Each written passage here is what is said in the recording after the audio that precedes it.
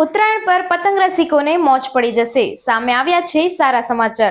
તો જાણો કેટલી ઝડપે પવન ફૂંકાશે. નમસ્કાર, હું છું આપની સાથે કાવ્ય શાહ અને તમે જોઈ રહ્યા છો ન્યૂ ગુજરાતી ન્યૂઝ.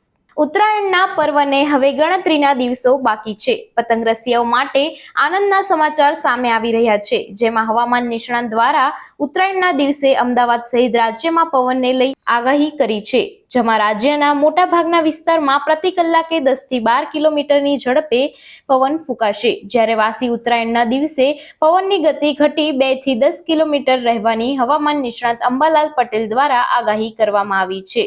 આ બાબતે અંબાલાલ પટેલે જણાવ્યું હતું કે જાન્યુઆરી 2024ની ઉત્તરાયણના દિવસે કચ્છ, સુરેન્દ્રનગર, સુરત, વલસાડ પવનની ગતિ પ્રતિ કલાકે 16 કિલોમીટરની રહેવાની શક્યતા છે.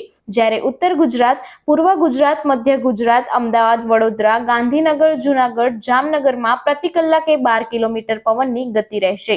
તેમજ આ વખતે પવન ઈશાન બાજુ રહેવાની શક્યતાઓ છે. તેમજ દિવસ દરમિયાન પવન ફરતો પણ રહેશે. સામાન્ય પવનની વાત કરીએ તો વિરમગામ, કડી, મહેસાણા, સિદ્ધપુર, વડનગર, પાટણ, હારીજ, માણસા, રાધનપુર, મોરબી, હળવદમાં પ્રતિ કલાકે 7 થી 12 કિલોમીટરની ઝડપે પવન ફૂંકાશે.